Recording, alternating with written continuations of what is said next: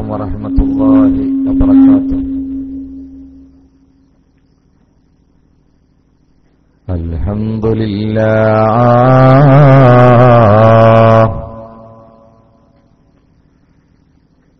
الحمد لله رب العالمين.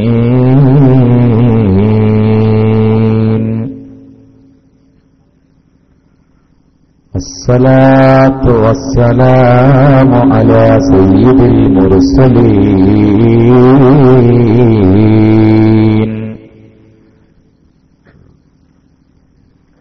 وعلى آله وصحبه أجمعين.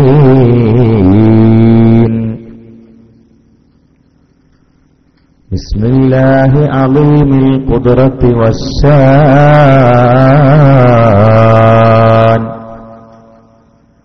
شديد البطش والبرهان حافظ الدين والقرآن.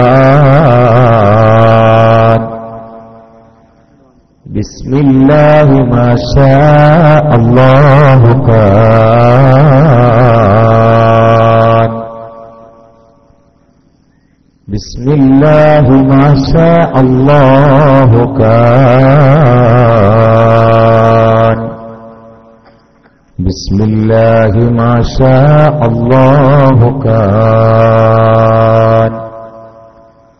وما لم يشأ لم يكن ولا حول ولا قوة إلا بالله عليه توكلت وهو رب العرش العظيم.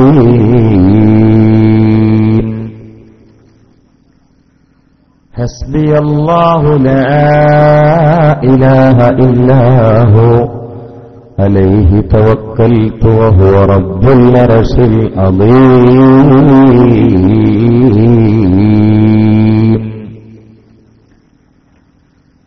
اللهم صل على سيدنا محمد النبي الأمي الطاهر الزكي وعلى آله وصحبه وسلم. اللهم صل على سيدنا محمد طب القلوب ودوائها وعافية الأبدان وشفائها ونور الأبصار وضيائها وعلى آله وصحبه وسلم. الصلاة والسلام عليك يا سيدي يا رسول الله. خذ بيدي قلت هيلتي أدركني. أعوذ بالله من الشيطان الرجيم. بسم الله الرحمن الرحيم.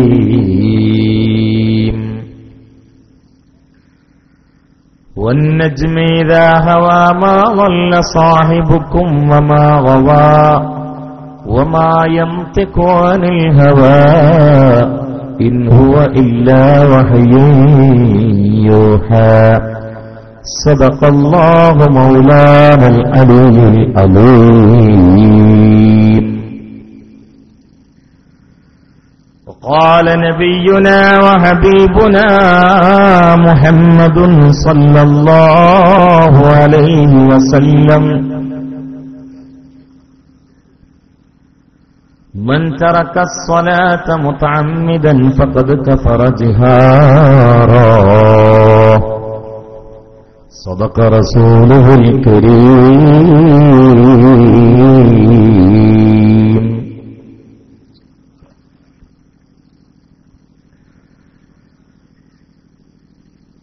സമാദരണീയരായ സയ്യിദ്, മറ്റു പണ്ഡിതന്മാർ,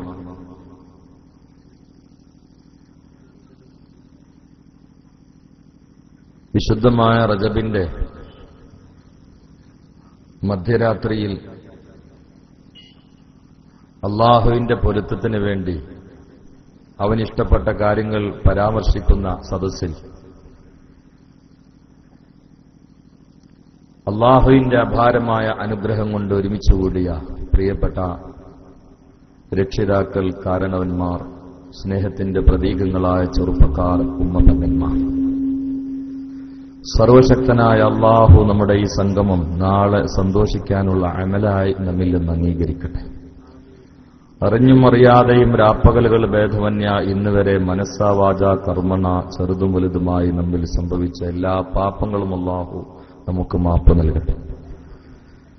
ഇനിയുള്ള ജീവിതം അല്ലാഹ് എന്ന ഓർമ്മയിൽ തഖ്വയോടെ മുത്തുനബിയെ സ്നേഹിച്ചുകൊണ്ട് ജീവിക്കാൻ അല്ലാഹു നമുക്ക് അവസരം നൽകട്ടെ. നമ്മിൽ നിന്ന് മരിച്ചുപോയ ഒരുപാട് സഹോദരന്മാർ, സഹോദരിമാർ, വിശിഷ്യ ഈ പ്രദേശത്ത് മറവ് ചെയ്യപ്പെട്ട മുഅ്മിനുകൾ, മുഅ്മിനാത്ത്, അല്ലാഹു അവർക്കൊക്കെയും മഗ്ഫിറത്തും റഹ്മത്തും പ്രദാനം ചെയ്യട്ടെ. ഇവിടെ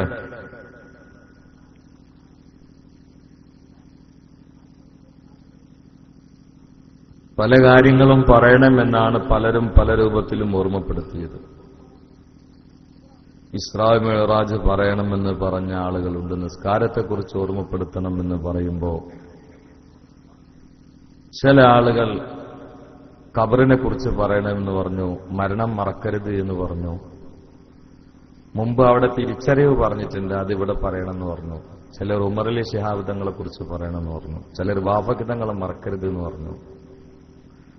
സയ്യിദ് മുഹമ്മദ് അലി ശിഹാബ് തങ്ങളെ ഇഷ്ടപ്പെടുന്ന കുറെ ആളുകളാണ് നമ്മൾ. ആ കാര്യം ഉസ്താദ് മറക്കരുത് എന്ന് പറഞ്ഞു. അപ്പൊ ചില ആളുകൾ കമ്പ്യൂട്ടർ തൊടണമെന്ന് പറഞ്ഞു.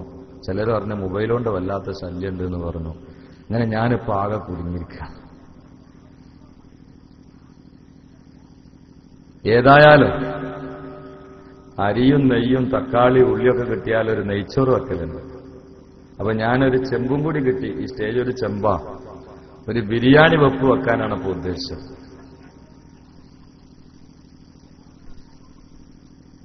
വിശുദ്ധമായ റജബ് മാസത്തിലാണ്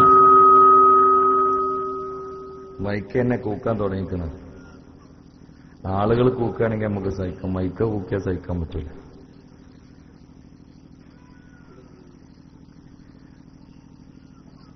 ഞാൻ പറഞ്ഞുതരാം, ഇവിടെ വരി. ഇത് നിങ്ങൾ പുതിയ ആളാന്ന് തോന്നുന്നു. ഞാൻ പറഞ്ഞു പുതിയ ആളാ? ഇവിടെ വരും.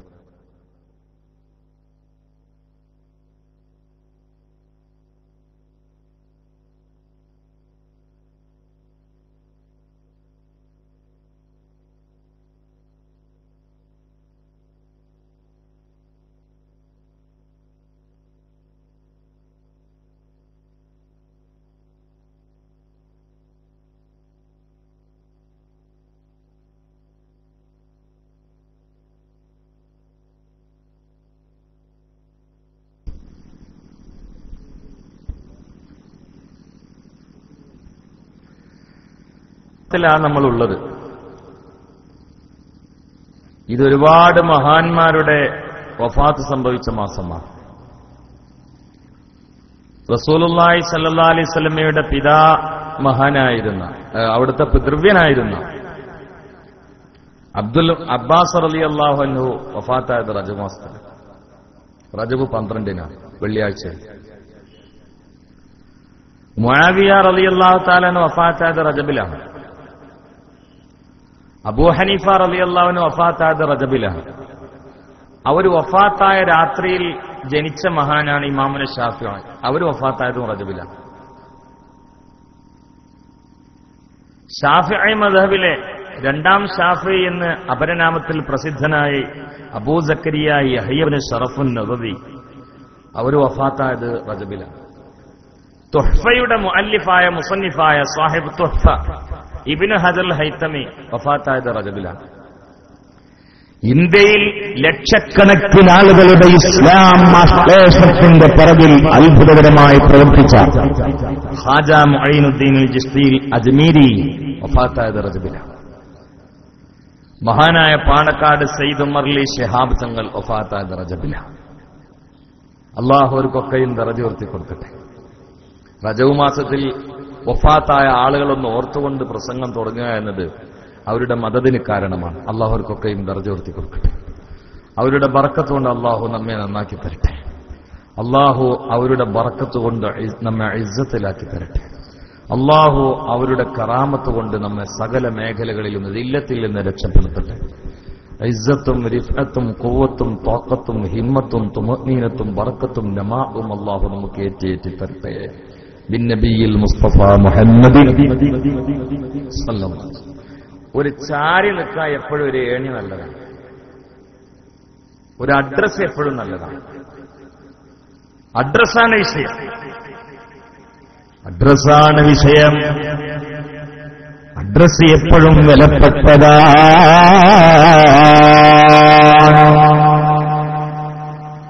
അതുകൊണ്ടാണ് മഹാന്മാരായ സ്വഹാബാക്കളിൽ ആരും ഞാൻ വലിയ നിസ്കാരക്കാരനാണെന്ന് പറഞ്ഞിട്ടില്ല.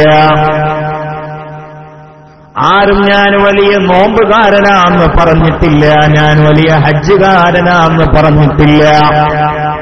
ഞാൻ ധാരാളം ഖുർആൻ ഖത്തം തീർക്കുന്നവനാണെന്ന് പറഞ്ഞിട്ടില്ല. അതൊക്കെ ചെയ്യുന്നവരാണെങ്കിലും അവർ അത് വലുതാക്കി പറഞ്ഞിട്ടില്ല. എന്നാൽ സ്വഹാബാക്കൾ മൊത്തം ഉറപ്പിച്ച് പറപ്പിച്ച് ശങ്കക്ക് വഴിയില്ലാതെ കട്ടായമായി പ്രഖ്യാപിച്ചൊരു സംഗതിയുണ്ട്. ഞാൻ മുത്തുനബിയെ വല്ലാതെ സ്നേഹിക്കുന്നവനാ. അതെന്തേ ചെറുതാക്കി പറയാൻ? ഇത് വളരെ ചിന്തിക്കേണ്ട ഒരു വാക്കാണ്. സ്വഹാബാക്കളിൽ ഒരുപാട് നിസ്കരിക്കുന്ന ആളുകളുണ്ട്, ഒരുപാട് നോമ്പ് നോക്കുന്ന ആളുകളുണ്ട്, ഒരുപാട് സദഖ കൊടുക്കുന്ന ആളുകളുണ്ട്. പക്ഷെ അവരൊന്നും ഞാൻ ഒരു സദഖ കൊടുക്കുന്ന ആളാണെന്നോ ഞാൻ നിസ്കരിക്കുന്ന ആളാണെന്നോ ഞാനൊരു ഖുർആൻ ഖത്തം തീർക്കുന്ന ആളാണെന്ന് പറഞ്ഞിട്ടില്ല. അവരാ വിഷയത്തിൽ പറയൽ ഞാൻ ഒന്നും ചെയ്തിട്ടില്ല, ഞാൻ ഒന്നുമല്ല. പക്ഷെ മുഹമ്മദ് നബിയെ സ്നേഹിക്കുന്ന സ്ഥലത്ത് പറയും ഞാൻ മുഹമ്മദ് നബിന്റെ ആളാ, ഞാൻ വല്ലാതെ സ്നേഹിക്കുന്നുണ്ടെന്ന് പറയും. എന്താണത്? അത് അഡ്രസ്സാണ്. ചിന്തിക്കണേ ചെറുപ്പക്കാരാ, അത് അഡ്രസ്സാ. നമ്മൾ മുഹമ്മദ് നബിയുടെ ഉമ്മത്താണ് എന്നത് ലോകത്ത് ഒരു അഡ്രസ്സാണ്. അതിനേക്കാൾ വലിയ ഒരു അഡ്രസ് ഇല്ല. ഇത് വലിയൊരു അഡ്രസ്സാണ്. ഇത് നമ്മളാരും പൈസ കൊടുത്ത് വാങ്ങിയതല്ല. നമ്മൾ അള്ളാഹ്ക്ക് എഴുതി കൊടുത്തപ്പോ ഒരു മന്ത്രിന്റെ റെക്കമെൻഡും കൂടി കിട്ടി. അപ്പൊ അള്ളാഹ് അങ്ങനെ ആക്കിയതല്ല. നിങ്ങളൊന്ന് ചിന്തിച്ചു നോക്കൂ. ഈ പന്തലിന്റെ ഉള്ളിലിരുന്നിട്ടും പന്തലിൽ സ്ഥലമില്ലാതെ പുറത്തിരിക്കുന്ന ആളുകളും നെഞ്ചത്ത് കൈവച്ചൊന്ന് ചിന്തിച്ചു നോക്കൂ. നമ്മൾ ഏതോ ഒരു കുഗ്രാമത്തിൽ ഒരു രാമന്റെയും ലക്ഷ്മിന്റെയും മോനായി ഒരു ഹരിദാസനായി പിറന്ന എന്താ നമ്മളവസ്ഥ? നിങ്ങൾ ചിന്തിക്കണം. എന്താ നമ്മൾ അള്ളാഹ്ക്ക് അങ്ങനെ ആക്കിക്കൂടായിരുന്നില്ലേ? നമ്മളേതോ ഒരു വീട്ടിൽ ഒരു രാമന്റെയും ലക്ഷ്മിന്റെയും മോനായ ഹരിദാസനായി അല്ലെങ്കിൽ ഒരു അയ്യപ്പനായി പിറന്നാൽ എന്തായിരുന്നു അവസ്ഥ?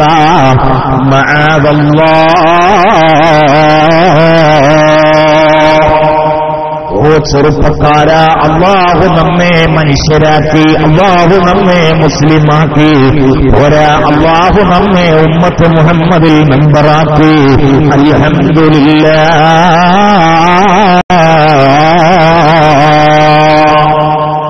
ഇനി നമ്മുടെ കടമ എന്താ? ചെറുപ്പക്കാരാ, നീ ചിന്തിക്കണം. എന്താണ് നമ്മുടെ കടമ? മനുഷ്യനാക്കിയതുകൊണ്ട് മനുഷ്യനായി ജീവിക്കണം. മുസ്ലിമാക്കിയത് കൊണ്ട് ഇസ്ലാം ഉൾക്കൊണ്ട് ജീവിക്കണം. ഉമ്മത്ത് മുഹമ്മദിൽ പറഞ്ഞതുകൊണ്ട് അള്ളാന്റെ ഹബീബിന്റെ മുഹിബ്ബായി മാറണോ? അല്ലാഹു തൗഫീഖ് നൽകട്ടെ. ഇത് മൂന്നാ വേണ്ടത്. മനുഷ്യനാക്കിയതുകൊണ്ട് മനുഷ്യനായി ജീവിക്കണം, മുസ്ലിമാക്കിയതുകൊണ്ട് ഇസ്ലാം ഉൾക്കൊണ്ട് ജീവിക്കണം, ഉമ്മത്ത് മുഹമ്മദിൽ അള്ളാഹു മെമ്പറാക്കിയത് മുസ്തഫ നബിയുടെ മുഹിബ്ബായിട്ട് മാറണം. ഇതാണല്ലോ അതിന്റെ ശുക്ർ, അതിന്റെ ശുക്രത, അതിന്റെ ശുക്രതാണ്. നിങ്ങൾ ചിന്തിക്കണേ, അതിന്റെ ശുക്രതാണ്. അള്ളാഹു നമ്മെ എങ്ങാനും ഒരു മൃഗമാക്കിയിരുന്നെങ്കിലുള്ള അവസ്ഥ ഒന്ന് ചിന്തിച്ചു നോക്കൂ ചെറുപ്പക്കാരാ. 12 പോത്തുകളെ കയറ്റാൻ പറ്റുന്ന ചെറിയ ആപ്പയിൽ 42 പോത്തുകളെ കൊണ്ടുപോകുന്നത് ഹൈവേ റോട്ടിൽ കണ്ട മഹാപോത്താണ് ഞാൻ.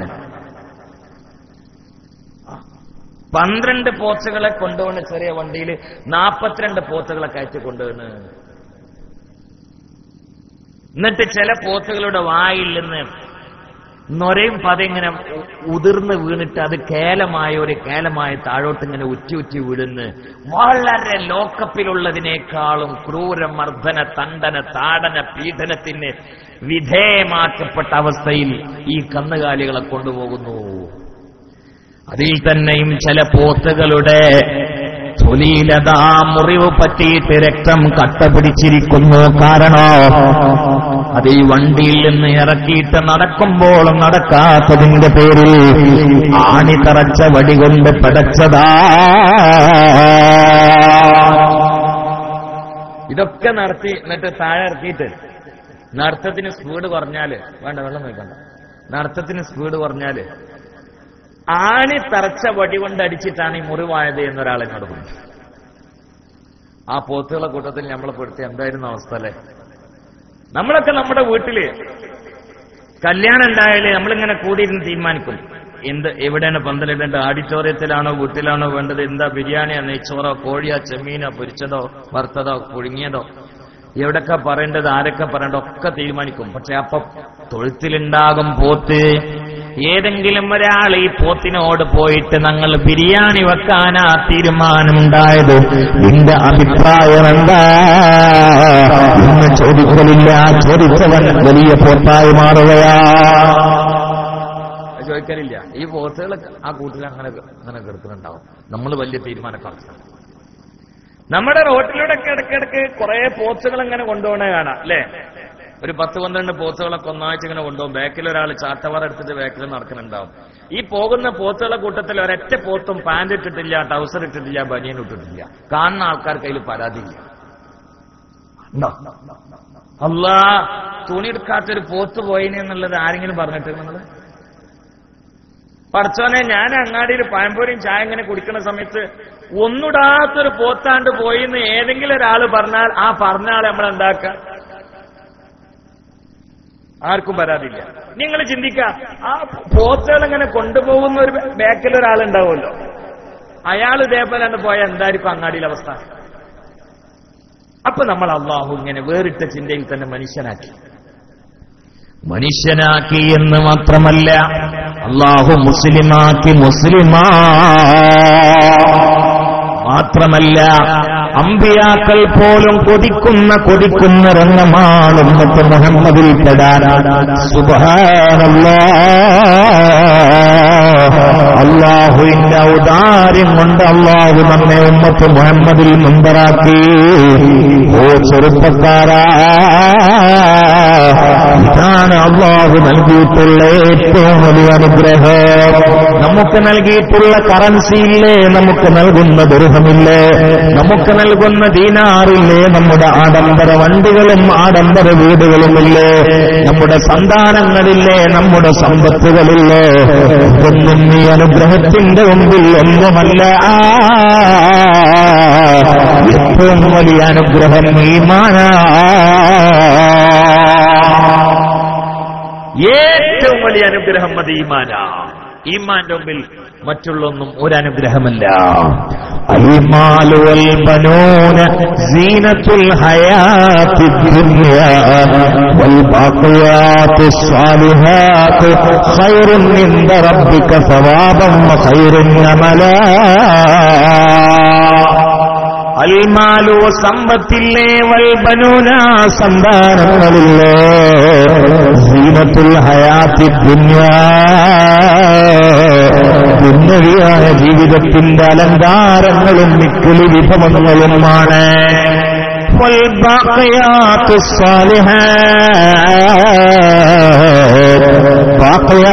സാലിഹാത്തില്ലേ, അതാണ് പടച്ചവെങ്കിൽ ഗുണമുള്ളത്. ആ ബാഖിയാത്തുസ് സാലിഹാത്തിൽ പെട്ടതാണ് ഇൻഷാ അല്ലാഹ് ഈ പറച്ചിലും ഈ കേൾക്കലും. അതിൽപ്പെട്ടതാണ് 5 വക്ത് നിസ്കാരം, അതിൽപ്പെട്ടതാണ് പാവങ്ങളെ സഹായിക്കല്, അതിൽപ്പെട്ടതാണ് പള്ളി ഉണ്ടാക്കി കൊടുക്കല്, അതിൽപ്പെട്ടതാണ് ദർസ് നടത്തല്, അതിന് സൗകര്യം ചെയ്തു കൊടുക്കല്, അതിൽപ്പെട്ടതാണ് നിർധന കുടുംബത്തിൽ പോയി സഹായഹസ്തം നീട്ടല്, രോഗികളെ ആശ്വസിപ്പിക്കൽ, അതിൽപ്പെട്ടതാണ് തലയിൽ തൊപ്പിധരിക്കൽ, അതിൽപ്പെട്ടതാണ് പരിശുദ്ധമായ ദീനിനു വേണ്ടി സേവനം ചെയ്യൽ. എല്ലാം ബാക്കിയ സ്ഥലത്തിൽപ്പെട്ട ഒക്കെ അതിൽപ്പെട്ടാണ്. തഫ്സീർ കാണാം. അതാണ് സത്യത്തിൽ നിലനിൽക്കുന്നത്. മറ്റുള്ളതൊക്കെ പൊട്ടിപ്പോകുന്നതാണ്. ചിന്തിക്കണേ, ചിന്തിക്കണേ ചെറുപ്പക്കാരാ. വാട്സപ്പും ഫേസ്ബുക്കും ചാറ്റും ലൈക്കും ഒക്കെയായിട്ട് പാതിരാത്രിയിൽ ഈമാനിനെ കൊന്നൊടുക്കുന്ന സമൂഹമേ, ഒന്ന് ചിന്തിക്കണേ, ചിന്തിക്കണേ. ഇന്ന് പേപ്പർ വായിച്ചില്ലേ മോനെ? 17 വയസ്സായ ഒരു ചെറുപ്പക്കാരനാണ് വിനോദയാത്രക്ക് ബൈക്ക് വിട്ടുകൊടുക്കാത്തതിന്റെ പേരിൽ പ്രതീകാത്മകമായിട്ട് ആത്മഹത്യ ചെയ്യുന്ന ചിത്രം ഫേസ്ബുക്കിൽ കൊടുത്തതിനു ശേഷം കടകടച്ചുകൊണ്ട് ആത്മഹത്യ ചെയ്തത് ഒരു മുസ്ലിം ചെറുപ്പക്കാരനാണ്.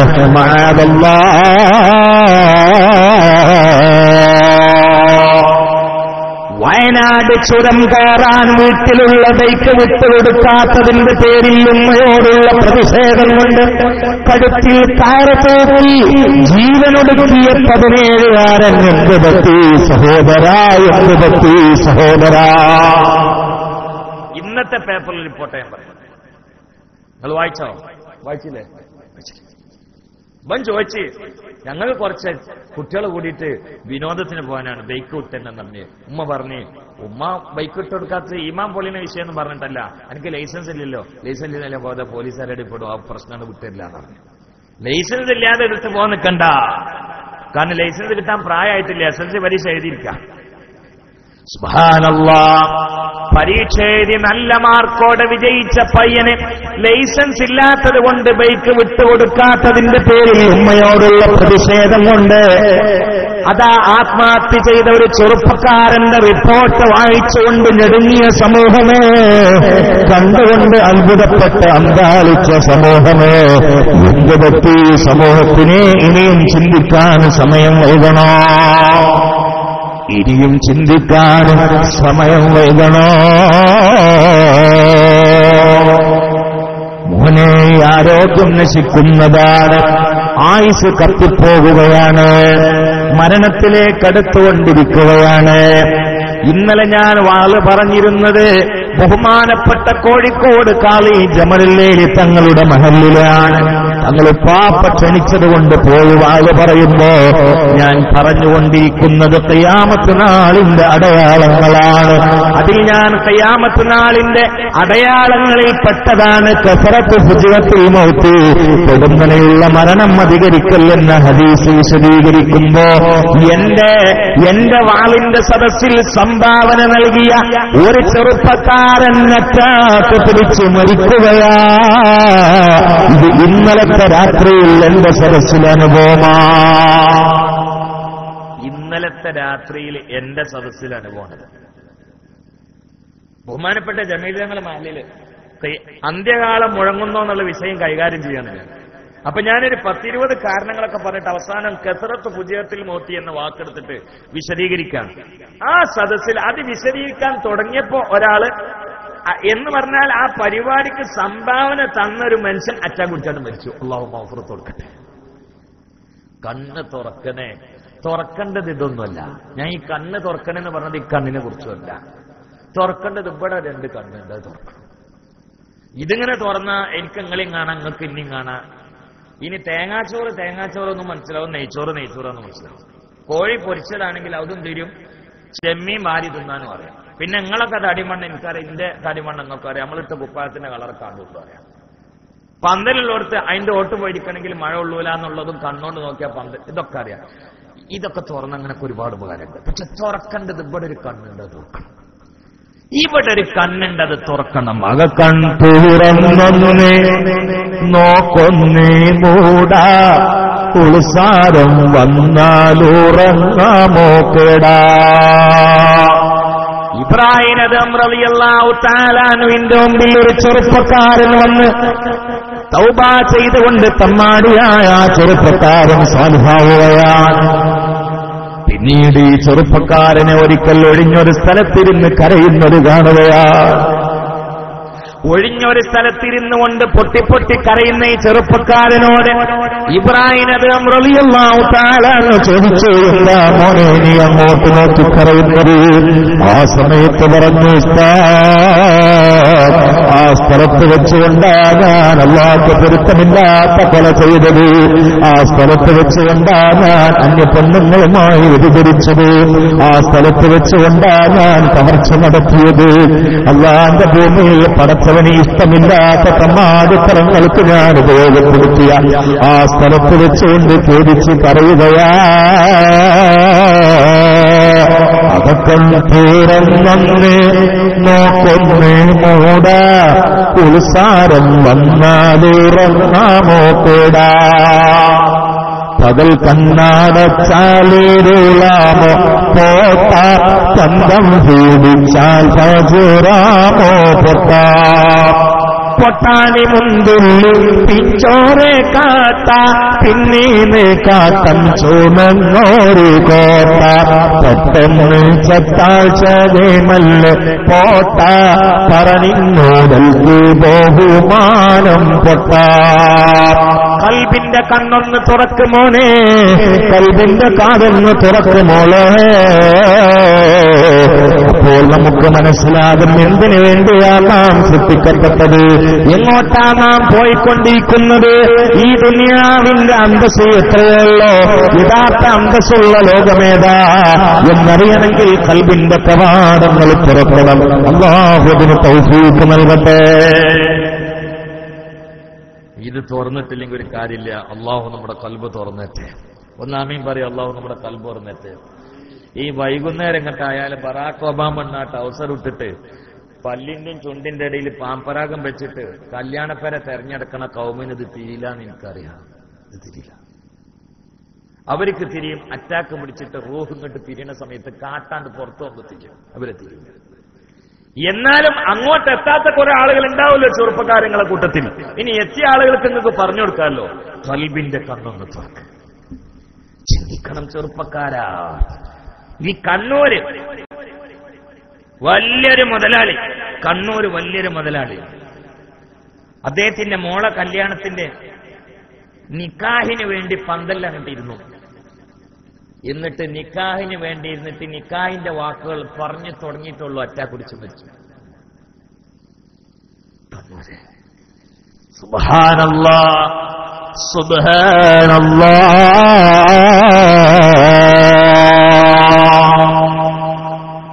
സുബ്ഹാനല്ലാഹ്.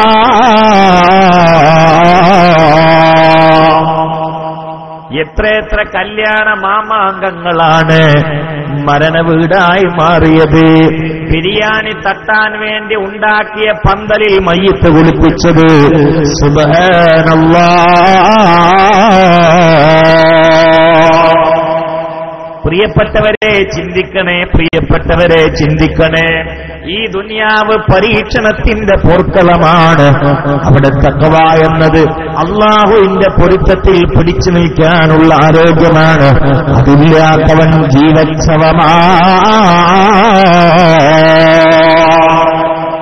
അതില്ലാത്തവൻ ജീവിക്കുന്ന മയ്യിത്താണ്. അല്ലാഹു കാത്തുരക്ഷിക്കട്ടെ, അല്ലാഹു കാത്തുരക്ഷിക്കട്ടെ. അതുകൊണ്ട് റജബ് മാസം, റജബ് എന്ന വാക്കിന്റെ ആദ്യത്തെ അക്ഷരം റാ ആണത്. റഹ്മത്ത് എന്നതിലെ ആദ്യത്തെ അക്ഷരമാണ്. റജബ് എന്നതിലെ രണ്ടാമത്തെ അക്ഷരം ജീമാണത്. ജൂദ് എന്നതിലെ ആദ്യത്തെ അക്ഷരമാണ്.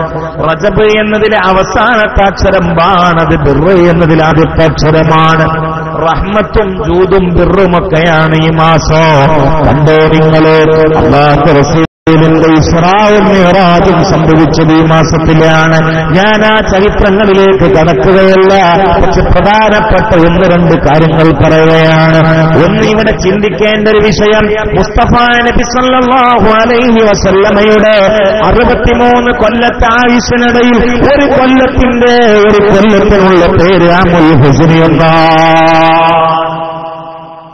ഒരു കൊല്ലത്തെ പേര് ആമുൽ ഹുസ്നി എന്നാ. ചിന്തിക്കണം. ആമുൽ ഹുസൻ വളരെ നന്നായിട്ട് ശ്രദ്ധിക്കണം കേട്ടോ. ആമുൽ ഹുസൻ എന്താണത്? ആ കൊല്ലത്തിലാണ് മുസ്തഫ നബിക്ക് വല്ലാത്ത പ്രയാസവും ദുഃഖമുണ്ടായത്. കാരണം എന്താ? മുസ്തഫ നബി സല്ലല്ലാഹു അലൈഹി വസല്ലം ഖുറൈശികളുടെ തീരുമാനം പലപ്പോഴും പാളിപ്പോയത് തന്റെ പിതൃവ്യനായ അബൂ ത്വാലിബിനെ കൊണ്ടാ. കാരണം അബൂ ത്വാലിബിനെ ഖുറൈശികൾക്ക് ഭയമാണ്.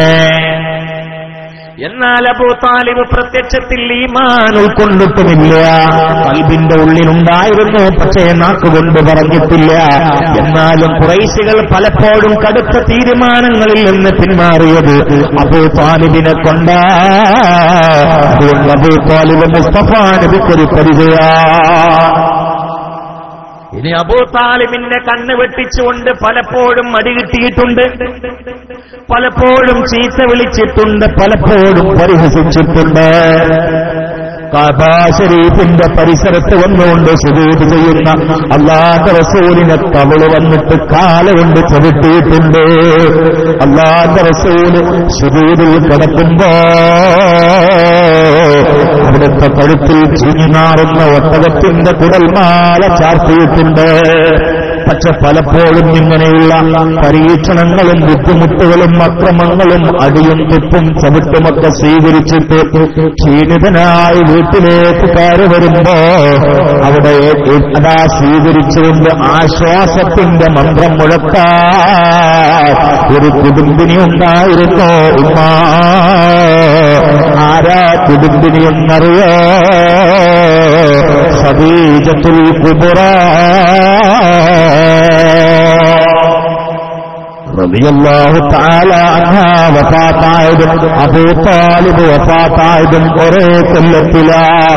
തികച്ചും മക്കയിൽ അല്ലാഹുവിന്റെ റസൂലിന് മുത്തപ്പല്ലില്ലാതെയായി. അബൂലഹബിന്റെ പ്രതിഷേധത്തിന് കനം കൂടുകയാ, അബൂജഹലിന്റെ അക്രമത്തിന് ശക്തി കൂടുകയാ. ആ സമയത്ത് പുന്നാർമാ ചിന്തിച്ചു, ത്വായിഫിൽ അമ്മാവന്മാരുണ്ടല്ലോ, അവർ എന്നെ സ്വീകരിക്കുമല്ലോ.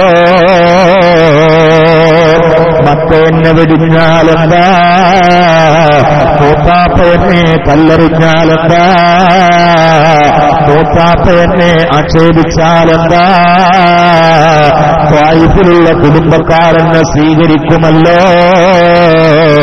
എന്ന നിലയിൽ അല്ലാഹുവിന്റെ റസൂൽ ത്വായിഫിലെത്തിയപ്പോ ആ ചരിത്രം ഞാൻ പറയണ്ട. കൊച്ചുമക്കൾ ഇതിന്റെ പ്രഭാഷണത്തിൽ പറഞ്ഞത് കേട്ട് മനപ്പാടമുള്ള മുഹിബ്ബേ, ത്വായിഫിലുള്ള സ്വന്തം കുടുംബക്കാർ കാലിന്റെ ചുവപ്പ് മാറാത്ത എട്ടും പൊട്ടും തിരിയാത്ത കൊച്ചുകുട്ടികളുടെ കയ്യിൽ അതാ തീർത്ഥമൂത്ത കല്ലുകൾ കൊടുത്തുകൊണ്ട് അല്ലാഹുവിന്റെ റസൂലിനെ എറിയുകയാ. കുട്ടികളുടെ കയ്യിൽ കല്ല് നഷ്ടപ്പെട്ടാൽ കൈക്ക് പോയാ സ്വന്തം കുടുംബത്തിൽപ്പെട്ടവർ കല്ലുകൾ കെട്ടിയിട്ട് കുട്ടികൾക്ക് വെച്ചു കൊടുക്കുകയാ, എറിയാ, പറയുകയാ. എന്തിനാണ് പൊന്നുമക്കളെ കൊണ്ട് എറിയിച്ചത്?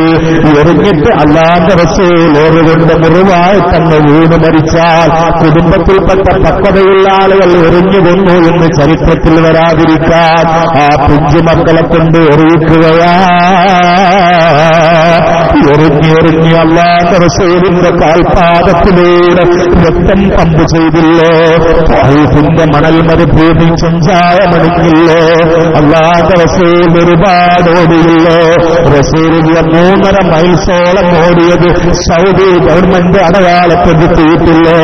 ഓ പ്രിയപ്പെട്ടവരോ, പിന്നീട് അല്ലാഹുവിന്റെ റസൂലിന് പിടിച്ചു നിൽക്കാൻ കഴിയില്ല എന്ന് ഉറപ്പ് ഇവർക്ക് വന്നപ്പോ ഇനി ഏതായാലും മക്കയിലേക്ക് തിരിച്ചെത്തിയില്ല. വഴിയിൽ കിടന്ന് പടഞ്ഞു മരിക്കുമെന്നുറപ്പ് വന്നപ്പോഴല്ലോ ഓരിൽ നിന്നവർ പിന്തിരിഞ്ഞത്. തികച്ചും മക്ക അല്ലാഹുവിന്റെ റസൂലിന് ഭാരമായതുപോലെ ത്വായിഫ് അല്ലാഹുവിന്റെ റസൂലിനെ കൈയൊഴിച്ചതുപോലെ അല്ല, ഭൂമിയിൽ തന്നെ മുസ്തഫ നബിക്ക് ഭാരമായതുപോലെ അപ്പോഴല്ലേ പടച്ച തമ്പുരാൻ മഹബൂബായ പടച്ചവൻ ഹബീബായ അല്ലാഹുവിന്റെ ഹബീബിനോട് പറഞ്ഞതുപോലെ, നബിയേ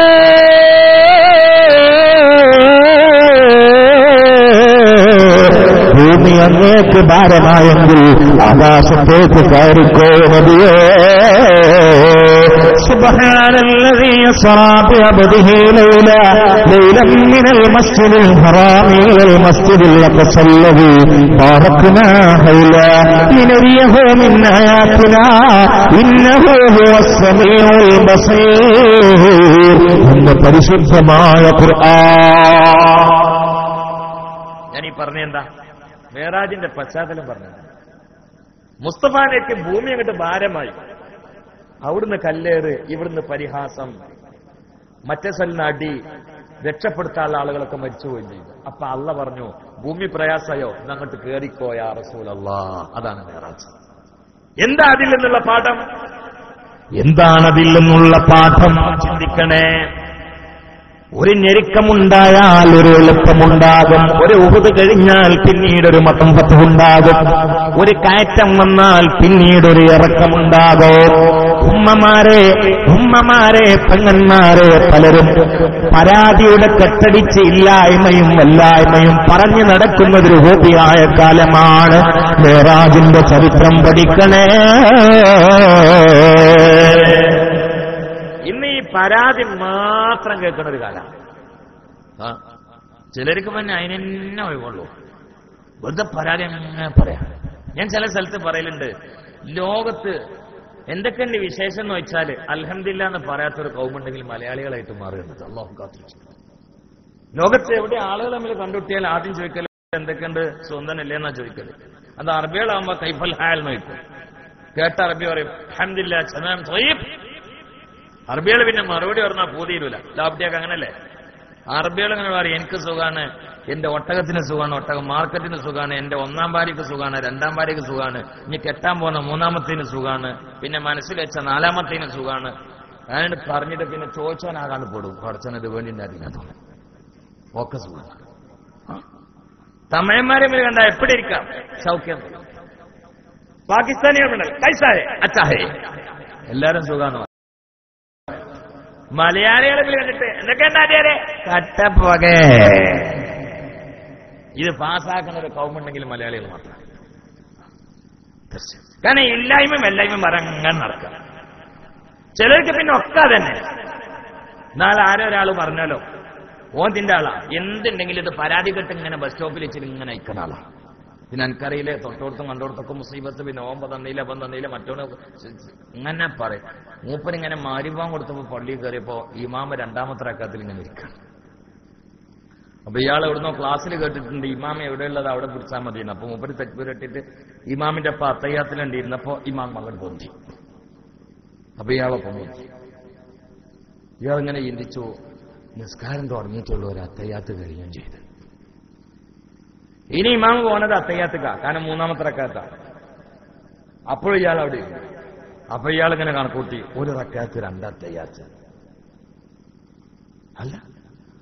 ഇയാൾ അത്തയ്യാത്തിൽ നിന്ന് നീച്ചു. ഇയാൾ ഇങ്ങനെ കണക്കൂട്ടി, നിന്റെ മഗ്‌രിബ് ഒരു റക്അത്ത് കഴിഞ്ഞിട്ടുള്ളൂ, ഇനി രണ്ടാമത്തെ റക്അത്തിൽ അവിടെ അത്തയ്യാത്തുണ്ടല്ലോ. മൂപ്പര് അവിടെ അത്തയ്യാത്തിൽ നിന്ന് മൂപ്പര് മൂന്നാമത്തെ റക്അത്തിൽ നീച്ചു. പടച്ചോനെ മഗ്‌രിബ് 3 റക്അത്തല്ലേ ഉള്ളൂ, ഇനിയും അത്തയ്യാത്തില്ല. അയാൾ പിന്നെ അത്തയ്യാത്തില്ല. അയാളിങ്ങനെ കണക്കൂട്ടി, എന്തത് 3 റക്അത്ത് 4 അത്തയ്യാത്ത്. സലാം വീട്ടിന് മുമ്പ് ദ്വാരക്കാരിക്കാതെ അങ്ങാടി പോയി പറഞ്ഞാലോ, ചങ്ങായിമാരെ ഈ അടങ്ങറുള്ളവനെ എവിടെ പോലെ അടങ്ങറന്നെയാണ്. ഞാൻ ഇപ്പൊ 4 അത്തയ്യാത്ത് 3 റക്അത്ത് നിസ്കരിച്ചപ്പോ തന്നെയാണ് മൂപ്പർക്ക് അതും അടങ്ങറ. അവിടെ ഇപ്പൊ എന്ത് അടങ്ങാറുള്ളത്? ഇങ്ങനെ പറഞ്ഞ് നടക്കരുത്. മുസീബത്തും പരീക്ഷണവും ധാരാളം ഉണ്ടാവും. പക്ഷേ മഹാന്മാരെ പരീക്ഷണം നമുക്കുണ്ടോ? ഇമാമുനെ ഷാഫി വഫാത്തായ മാസമാണ്. ഇമാമുനെ ഷാഫി റളിയല്ലാഹു തആല അൻഹുവിനെ ഇതാ ഈ പരടി മുതൽ പൊക്കിളിന്റെ ഇടയില് 17 രോഗങ്ങളാ. ഈ 17 രോഗങ്ങളും മാരകമാ. ആ സമയത്ത് ഇമാമുന് ഷാഫി ദർസ് നടത്തിയിരുന്നത് വലിയ പാത്രത്തിലിരുന്നു കൊണ്ടാ. കാരണം മൂലക്കുരു കൊണ്ട്, മൂലം പഴുത്തുകൊണ്ട് തഫ്സീർ അങ്ങ് വായിക്കുമ്പോ, മസലകളങ്ങ് പറയുമ്പോ, ദർസങ്ങ് നടത്തുമ്പോ ഷാഫി ഇമാമിന്റെ പറകിൽ നിന്ന് മൂലം പഴുത്ത് പൊട്ടിയിട്ട് ഈ പാത്രത്തിലേക്ക് രക്തം വാർന്നൊഴുകുകയാ.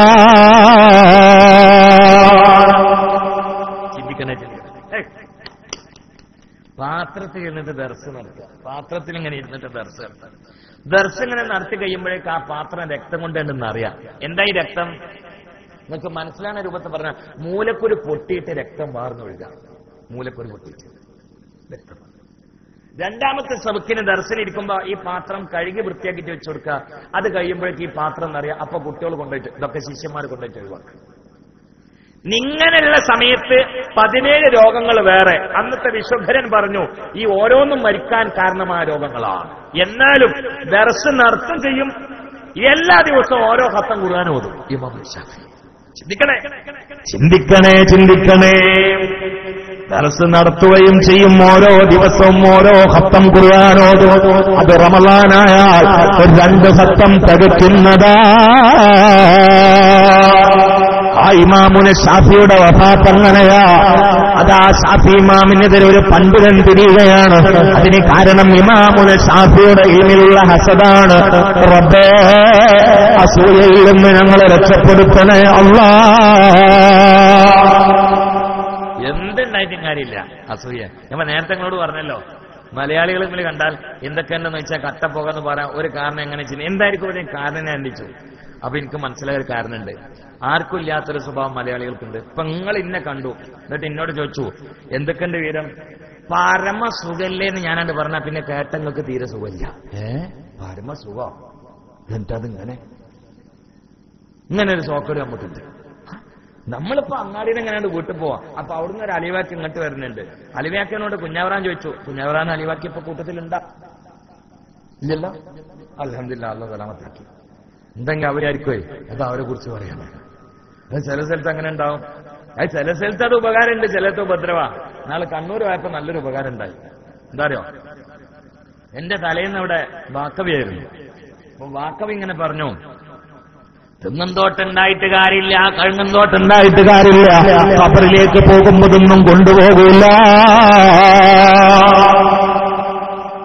അപ്പൊ കഴുങ്ങന്തോട്ടും തെങ്ങന്തോട്ടൊക്കെ ഉള്ള ആളാണ് പ്രസിഡന്റ്. മൂപ്പർക്ക് തോന്നി ഇത് സെക്രട്ടറി കൊളത്തി കൊടുത്താണ്. അപ്പൊ അയാൾ സെക്രട്ടറി ഇങ്ങനെ നോക്കി. ആ സാധു അത് അറിഞ്ഞിട്ടും കൂടില്ല. ഇതോടുകൂടി അവരമ്മിൽ രണ്ടായി. അവരമ്മിൽ ഭയങ്കര പ്രശ്നമായി. കാരണം മൂപ്പർ കരുതിയത് സെക്രട്ടറി കൊളത്തിയിട്ട് എന്നിട്ട് ചാമ്പ്യറാണ്. ഞാനിപ്പോ ഇതൊന്നും അറിയില്ല. പിറ്റേ ദിവസം ഞാനവിടെ പോയപ്പോ ഞാൻ എന്റെ പ്രസംഗത്തിൽ പറഞ്ഞു, ജ്വല്ലറി ഉണ്ടായിട്ട് കാര്യമില്ല, ടെക്സ്റ്റൈൽസ് ഉണ്ടായിട്ട് കാര്യമില്ല, മരിക്കുമ്പോ കൊണ്ടുപോകില്ല. അതോടെ പ്രശ്നം തീർന്നു. എന്നോട് രണ്ടാളും കൂടി വന്നിട്ട് പറഞ്ഞു, കാരണം സെക്രട്ടറിക്ക് ജ്വല്ലറും ടെക്സ്റ്റൈൽസ് ഒക്കെ ഉണ്ട്, അപ്പൊ വിഷയം തീർന്നു. അപ്പൊ മറ്റാൾ പറഞ്ഞു, ഇന്നലെ ഇങ്ങോട്ട് കിട്ടിയതിന് 2-ാം ദിവസം അങ്ങോട്ട് കിട്ടിയില്ല, അതിൽ ഞങ്ങൾക്ക് തീർന്നു എന്നറിഞ്ഞു. ഇതൊന്നും ഞങ്ങൾ രണ്ടാളും അറിഞ്ഞിട്ടില്ല. അങ്ങനെയുണ്ട്. ചിലത് നന്നായിട്ട് വരവുണ്ട്, ചിലതൊക്കെ ഇങ്ങനെ അറിയാതെ വന്നു പോന്നാൽ അതും പ്രശ്നം. അപ്പൊ ഒരു കുഞ്ഞവറ അങ്ങനെ പോകുമ്പോ അലിവേക്ക് അവിടെ നിന്നിട്ട് വരാം. കുഞ്ഞവറ ചോദിച്ചാൽ അസ്സലാമു അലൈക്കും. സലാമൊന്നും ഇപ്പൊ ക്ലിയർ ആയി സലാമൈക്കും സലാമൈക്കും എന്ന് പറഞ്ഞാൽ ജീവൻ പോട്ടെ എന്നതിന്റെ അർത്ഥം. മര്യാദക്ക് സലാം പറയില്ലല്ലോ. അല്ലെങ്കിൽ കാണാ നമ്മൾ ശരിക്കും സലാം പറഞ്ഞ അസ്സലാമു അലൈക്കും, അസ്സലാം അസ്സലാം. എന്താ സാധനം? നാളൊരാള് പറഞ്ഞ വയസ്സാന്ന് പറഞ്ഞാൽ ഇപ്പൊ തന്നെ പടഞ്ഞു മരിക്കട്ടെ എന്നതിന്റെ അർത്ഥം. സുബ്ഹാനല്ലാഹ്. അങ്ങനെ സലാം പറഞ്ഞ് നമ്മൾ ചോദിച്ചു, എന്തൊക്കെയുണ്ട് വിവരം, സുഖല്ലേ? മൂത്തോൻ അബുദാബിയിൽ, അതിന്റെ താഴെയുള്ള കുവൈത്തിൽ, ഇനി മറ്റോ അമേരിക്കക്ക് പോകാൻ നിൽക്കാണ്. അബുദാബിയുള്ളവന് മിഞ്ഞാന്ന് 40,000 റുപ്യ വെച്ച്, മറ്റൊപ്പം ഇന്നിപ്പോ 25,000 റുപ്യ വെച്ച്, ഇനിയിപ്പം പോയവനക്ക് 1.5 ലക്ഷം റുപ്യാണ് ശമ്പളം. എനിക്കറിയില്ലേ തന്നെ. അൽബേക്കാ നമ്മൾ പോയിക്കോളി. പിന്നെ പോയി പുറകെ പോയി കിടന്നിട്ടൊന്നും ഉറക്കം കിട്ടുന്നില്ല. എന്താ ഇപ്പൊ അൽബേക്കാക്ക് ഇപ്പൊ ഇങ്ങനെ സുഖം ഉണ്ടാകാൻ കാരണം? പണ്ടൊരാള് ദ്വാരണിയില്, പഠിച്ചവനെ എന്നെ യൂസ്ഫുലിയാക്കണേ റബ്ബേ, ഇവനങ്ങട്ട് ദ്വാരക്ക എന്നെ യൂസ്ഫുലിയാക്കണേ റബ്ബേ. 2-3 ആഴ്ച അടുപ്പിച്ച് ദ്വാരന്നിട്ട് യൂസ്ഫുലി ആകുന്നില്ല. അപ്പൊ അവൻ തിരിച്ചു വരുന്നു, പഠിച്ചവനെ യൂസ്ഫലി നിന്റെ വായിലാക്കണ റബ്ബേ. രണ്ടാലൊന്നും, ഒന്നുകിൽ ഞാൻ അങ്ങട്ട് അല്ലെങ്കിൽ മൂപ്പരും കെട്ട്. അങ്ങനെ അവരുടെ സുബ്ഹാനല്ലാഹ് സുബ്ഹാനല്ലാഹ്. ഇമാമുൽ ഷാഫിയുടെ ഇൽമിലുള്ള ഹസദ് പൂണ്ട ഒരു പണ്ഡിതൻ അദ്ദേഹത്തിനെതിരെ ചില ചെറുപ്പക്കാരെ തിരിക്കുകയാണ്. എന്നിട്ട് ഇമാമുൽ ഷാഫി നടന്നു പോകുന്ന വഴിയിൽ വെച്ച് അല്ലാഹ് ഷാഫി ഇമാമിന്റെ തലക്കടിക്കുകയാ. ഈ ഗുരുതരമായ പരിക്കുകളോട് ഇമാമുൽ ഷാഫി രോഗിയാവുകയാ. എത്രയായിരുന്നു അവരുടെയൊക്കെ പ്രയാസം, ചിന്തിക്കണേ. എത്രയായിരുന്നു അവരുടെയൊക്കെ പ്രയാസം, ചിന്തിക്കണേ.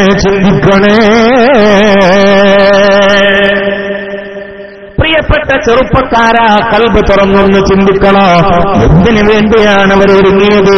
പൊന്നുമോനെ, ഈ ജീവിതം ഒന്നുമല്ല എന്നൊരുറപ്പുള്ളത് കൊണ്ട് ഈ ജീവിതത്തിൽ നിന്ന് വിട പറഞ്ഞുകൊണ്ട് 6 അടി മണ്ണിലേക്ക് ആ ഇരുട്ടുകൊണ്ട് പെയിന്റിട്ട കല്ലറയിലേക്ക് കേവലം തുണിക്കഷ്ണത്തിൽ മാത്രമായി പൊതിയപ്പെട്ട് താഴ്ത്തപ്പെടുമ്പോ കിടക്കുന്നൊരു ജീവിതമുണ്ട്. അതാണ് അനശ്വരമായ ജീവിതം, അതാണ് യഥാർത്ഥമായ ജീവിതം. ഇത് ജീവിതമല്ല, യഥാർത്ഥ ജീവിതം അതാണ്. അള്ളാഹു അപ്പ നമുക്ക് സലാമത്ത് തരട്ടെ. ഒന്നാമേ പറയാം, അള്ളാഹു സലാമത്താക്കട്ടെ. ഇതിന്ന് രാത്രി സംഭവിച്ചുകൂടായില്ല, ഇതിന്ന് രാത്രി സംഭവിച്ചുകൂടായില്ല. ഞാൻ ഇന്നത്തെ എന്റെ ഒരു രാവിലെ സാഹസിൽ ചോദിച്ചു. ഇന്ന് രാവിലെ ഞാൻ ഒരു സാഹസിൽ പങ്കെടുത്തപ്പോ ഞാൻ അവിടുത്തെ ആളുകളോട് ചോദിച്ചു, ഇന്നിപ്പം മഗ്‌രിബിന്റെ മുമ്പ് ഞാൻ മരിക്കൂലെന്ന് ഉറപ്പുള്ളവരൊന്ന് കൈവന്തിച്ചാണ്. ആരും വന്നിച്ചില്ല. എന്നാ ഞാൻ ഇപ്പൊ ഇവിടെ നിങ്ങളോട് ചോദിക്കാണ്, ഇന്ന് രാത്രി ഞാൻ മരിക്കൂലെന്ന് ധൈര്യമുള്ളതെന്ന് കൈ വെക്കുമോ? അങ്ങോട്ടും ഇങ്ങോട്ടും നോക്കണ്ട, നിങ്ങൾക്ക് പറ്റുന്ന പോക്കി കളി. എന്നാ പിന്നെ അതിന് ഒരുങ്ങില്ല നല്ലത്. ഇന്നാളെ ഒരാളെ എവിടെ ഒന്ന് പൊക്കി. അപ്പൊ എല്ലാരും കൂടി നോക്കിപ്പോവാൻ പറഞ്ഞ് അത് ചൊറിയാൻ പൊക്കിയതാണ്. നമുക്കങ്ങനെ ഒന്ന് പൊക്കാനൊക്കെ ആഗ്രഹമുണ്ട്, പക്ഷെ നമുക്ക് പേടിയാ, പൊക്കിയാൽ ചിലപ്പം തന്നെ മരിച്ചാലോ. അല്ല എന്താ ഇപ്പൊ ഇന്ന് രാത്രി ഇപ്പൊ നമുക്ക് ഇങ്ങോട്ട് ഇനിയിപ്പോ അറ്റാക്കും ക്യാൻസറൊന്നും വേണ്ട. നേപ്പാളിൽ 2-3 ദിവസം കൊണ്ടല്ലോ 10,000 തട്ടിപ്പോയത്. അത് ഉസ്താദെ ആ എഞ്ചിനീയറെ പറഞ്ഞാൽ മതി, ഉണ്ടാക്കുമ്പോൾ ബിൽഡിങ്ങിന് ഉറപ്പുണ്ടാകത്തോണ്ടാണെന്ന അങ്ങനെ പറയാൻ പറ്റും. ഞങ്ങളെ പോരാന്നൊക്കെ പറഞ്ഞാൽ എത്ര ഭൂകമ്പം ഉണ്ടായാലും തട്ടിപ്പോകില്ലെന്ന് പറഞ്ഞു. ആ നേപ്പാളിൽ ഇന്ന് രാത്രി ഇപ്പൊ ഇങ്ങോട്ട് വന്നൂടാ ഉണ്ടോ? 77 വില്ലേജുകൾ കേരളക്കരയിൽ ഭീകരമായ പ്രകമ്പനത്തിന് സാധ്യതയുള്ളതാണെന്ന് നിരീക്ഷകന്മാർ പറഞ്ഞത് പേപ്പറുകാർ റിപ്പോർട്ട് ചെയ്തില്ലേ? അതെന്തന്ന് രാത്രി നമ്മളങ്ങോട്ട് വന്നൂടായിട്ടോ? ചിന്തിക്കണേ. ഭീകരമായ ഗംഭീരമായ മെഗാ പ്രകമ്പനങ്ങൾക്ക് സാധ്യതയുള്ള ഈ ഭൂപ്രവിശ്യയുടെ മുകൾ ഭാഗത്തിരുന്നു കൊണ്ട് കഞ്ചാവ് വലിക്കുന്നവനെ, പലിശ നക്കുന്നവനെ, വ്യഭിചരിക്കുന്നവനെ, ചിന്തിക്കണേ.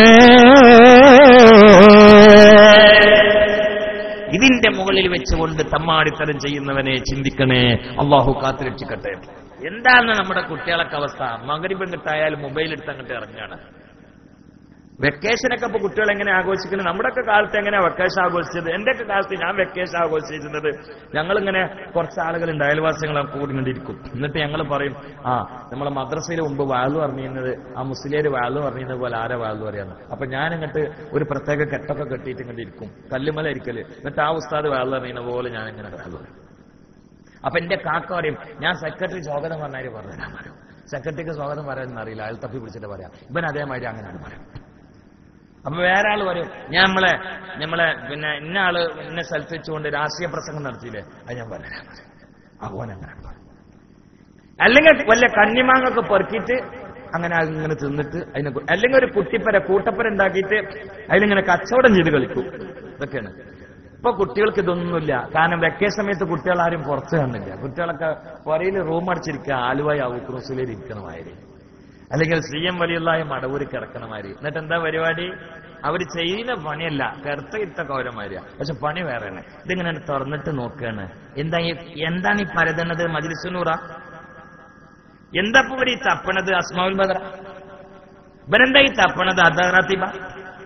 ഓ പ്രിയപ്പെട്ട പെങ്ങളെ, ചിന്തിച്ചോ.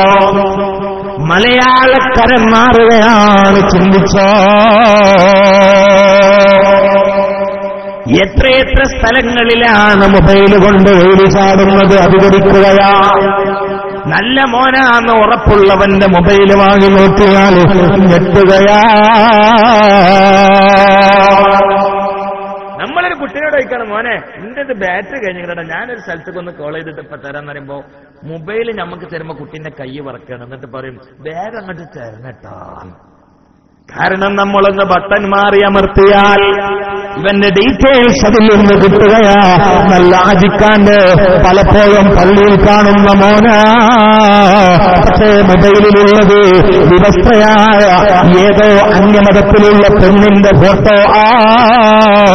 അത് പോക്കറ്റിൽ വെച്ചുകൊണ്ടാ ജുമുഅയ്ക്ക് വരുന്നത്.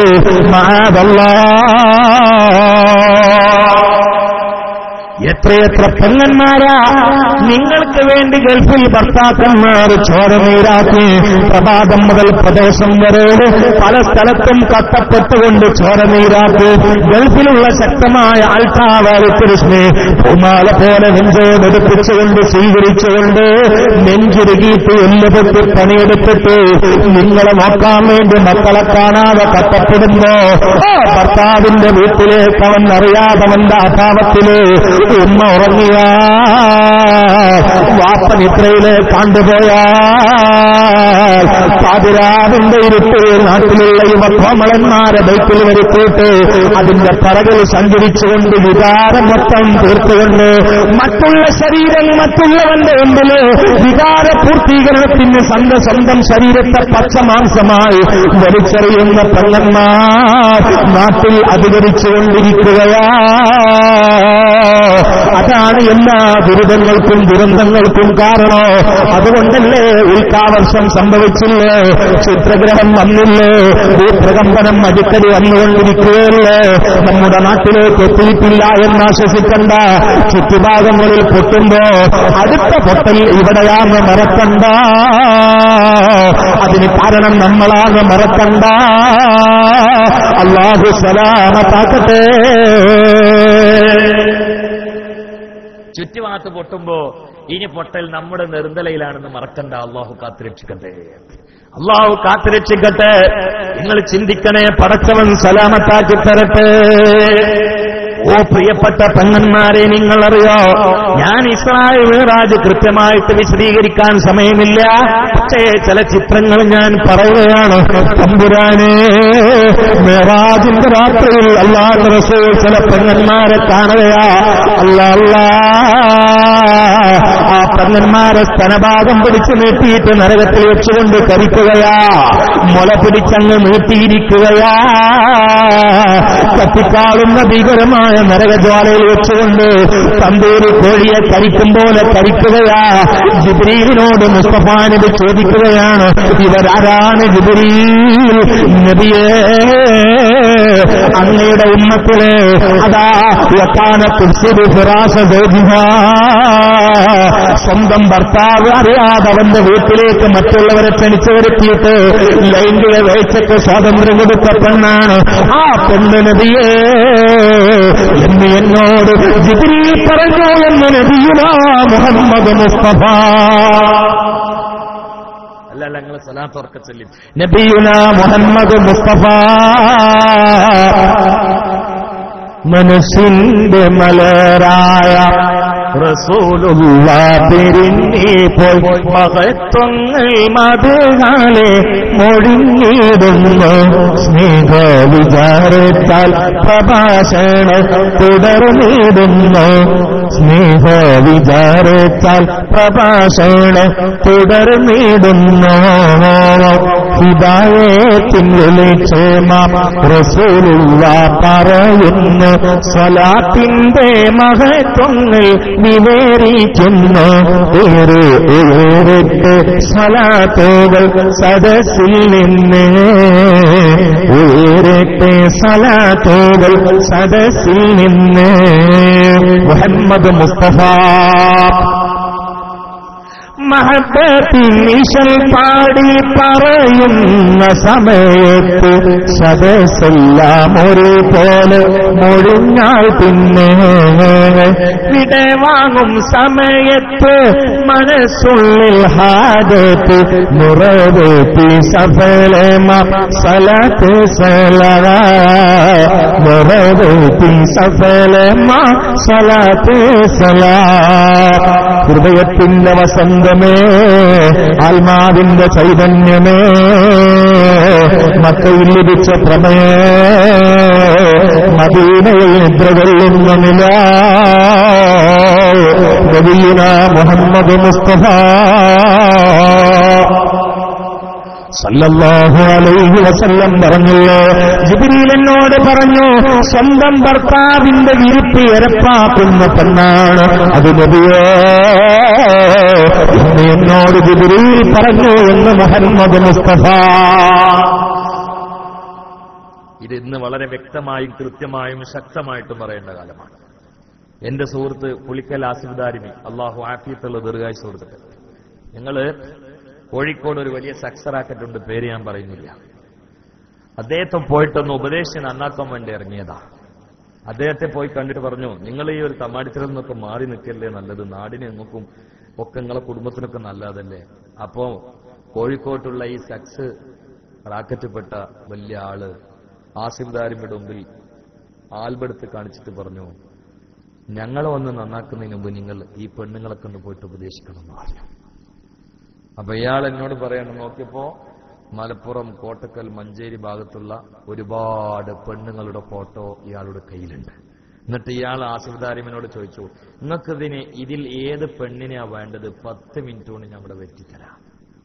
ഇത് വേണ്ടെന്ന് പറയാൻ പോയതാണ് അയാൾ. അയാളോട് പറയണം, ഇതിൽ ഏത് പെണ്ണിനെ നിങ്ങൾക്ക് വേണ്ടത്? 10 മിനിറ്റ് കൊണ്ട് വെറ്റിത്തരാം.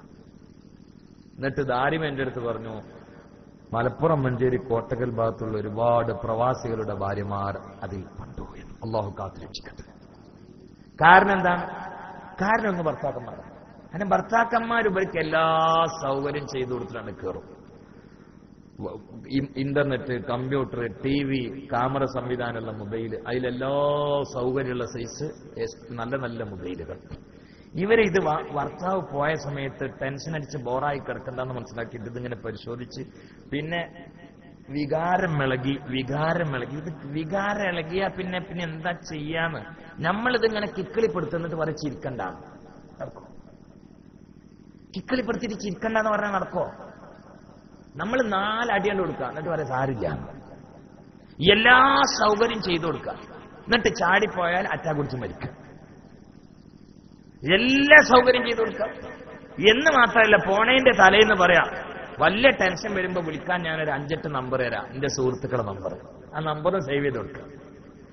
എന്തെങ്കിലും എന്നെ കിട്ടാതാകുമ്പോ ഇവർക്ക് ആർക്കെങ്കിലും വിളിച്ചാൽ മതി, കാരണം അവരൊക്കെ എനിക്ക് പൂർണ്ണ വിശ്വാസമാണ് എന്ന് പറയാം. അള്ളാഹു കാത്തുരക്ഷിക്കട്ടെ. നിങ്ങൾ ചിന്തിക്കണം, പടച്ചോൻ സലാമത്താക്കി തരട്ടെ, അള്ളാഹു സലാമത്താക്കി തരട്ടെ. വളരെ ഗൗരവത്തിൽ ചിന്തിക്കണം മുസ്ലിം ചെറുപ്പക്കാരാ, പ്രിയപ്പെട്ടവരെ. ഇന്ന് ചില ചെറുപ്പക്കാരെ പണി എന്തായി? ഇന്ന് ചില ചെറുപ്പക്കാർക്ക് കയ്യിൽ മൊബൈൽ ഉണ്ടായ ഒന്നും വേണ്ട. എന്താണ് ഇവർ നടത്തുന്നത്? എന്താണ് ഇവർ ചെയ്യുന്നത്?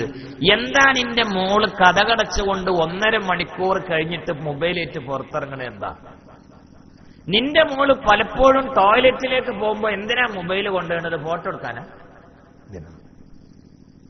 ഇത് നീ 2 പ്രാവശ്യം കണ്ടിട്ട് എന്താ ചോദിക്കാത്തത്?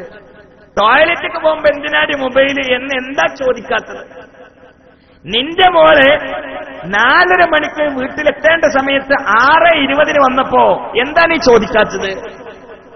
എന്താ ചോദിക്കാത്തത്? എന്താ നിന്റെ മകള് ഭക്ഷണത്തിന്റെ സമയം പോലും തെറ്റിയതറിയാതെ ചെകിട്ടിൽ മൊബൈൽ വെച്ചുകൊണ്ട് പല്ലിളിച്ച് ചിരിച്ചുകൊണ്ട് ചാടി സംസാരിക്കുന്നത് നീ കണ്ടിട്ട് പരിശോധിച്ചിട്ടുണ്ടോ? ഇല്ലെങ്കിൽ ചാടിപ്പോക്ക് നിന്റെ കുടുംബത്തിൽ നിന്നാണെന്ന് ഉറപ്പിച്ചോ? നാറുന്ന കഥകൾ ഞാൻ പറയണോ? മലയാളക്കരയിൽ 500 ചില്ലാൻ പെണ്ണുങ്ങളാണ് ചാടിപ്പോയിട്ട് പല സ്ഥലങ്ങളിലുമായി കഴിയുന്നത്. ഇതിൽ പലരുടെയും വാപ്പയും ഉമ്മയോ അറിയപ്പെട്ട കുടുംബത്തിലെ മാന്യന്മാരാ. കേവലം ഒരു മൊബൈൽ കൊണ്ട് കുടുംബത്തിന്റെ തഖ്വയുടെ അഡ്രസ് നഷ്ടപ്പെടുകയാ. സുബ്ഹാനല്ലാഹ്, 5 ഹജ്ജ് ചെയ്യുകയും 6ാമത്തതിന് പൈസ കിട്ടുകയും ചെയ്ത നിറാറത്താനുള്ള ആദിത്യാന്റെ മോള് കൃഷ്ണന്റെ കൂടെ ചാടിപ്പോവുകയാണ്. കാരണം കയ്യിൽ പിടിച്ച മൊബൈല് അപക്വമായി ഉപയോഗിച്ചതാ. ചിന്തിക്കണേ. എനിക്കിപ്പോഴും അറിയാം, സ്വന്തം മോള് ചാടിപ്പോയതിന്റെ പേരിൽ മാനസിക രോഗികളായി മാറിയ പിതാക്കന്മാരെ എനിക്കറിയാം. മലപ്പുറം ജില്ലയിൽ നിന്നൊരാൾ ഹജ്ജിന് പോകുന്ന സമയത്ത്, ചിന്തിക്കണേ, ഹജ്ജിന് പോകുന്ന സമയത്ത് എല്ലാം കെട്ടിവെച്ചു. രാവിലെ ഉപ്പച്ചി ഹജ്ജിന് ഇറങ്ങുക. അപ്പൊ മോളിങ്ങനെ ഉപ്പാനെ നോക്കിയിട്ട് പറഞ്ഞു, ഹജ്ജിന് പോവാ, എനിക്ക് വേണ്ടി ദുആ ചെയ്യാൻ മറക്കരുത്. അപ്പൊ ഉപ്പ ഇങ്ങനെ പറഞ്ഞു, എന്താ മോളെ നീ പറയുന്നത്? എനിക്ക് ആകെ ഒരു മോള് നീയുള്ളൂ, നിനക്ക് വേണ്ടി ദുആ ചെയ്യാതെ ഞാൻ അങ്ങോട്ട് വന്ന ഞാൻ ഉപ്പാവോ മോളെ, എന്താ ഈ പറയുന്നത്?